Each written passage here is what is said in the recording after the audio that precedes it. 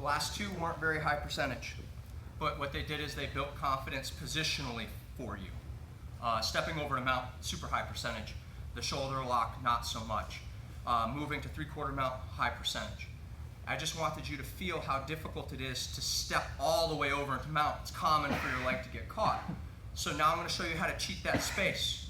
Are we afraid if they beast mode and come up?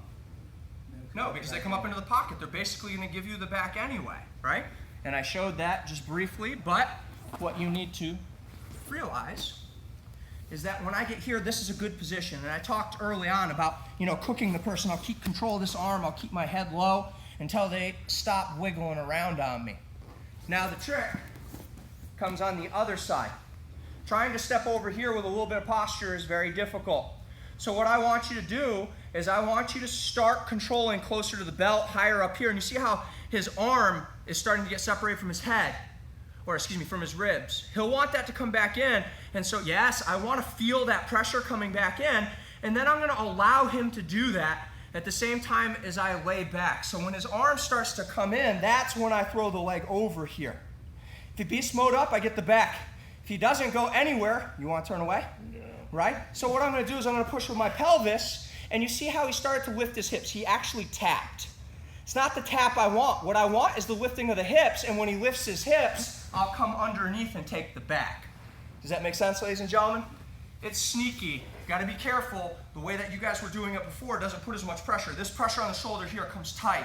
Do not blast your shoulders to the mat because we don't want to find out that somebody has inflexible shoulders as they're screaming, okay?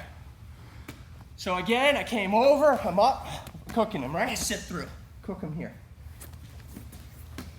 Try to get that arm isolated. When he starts to pull it in, I'm going to allow him to fall down. And then I have tons of room to put that leg over. Apply pressure, he taps. I'm going to loosen up, apply pressure so he can lift his hips, and I can come out and take the back this way. Would you like to see this? Yes, please. Anyone want to feel it? So I'm here. Can we move this way just a little bit? Cooking, right? So from here, I start to walk this hand up. He doesn't like that.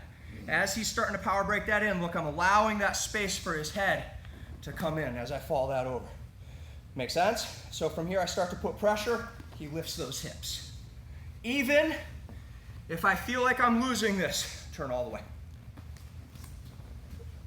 Free back. Does that make sense, ladies and gentlemen? Let's get it. 1, 2.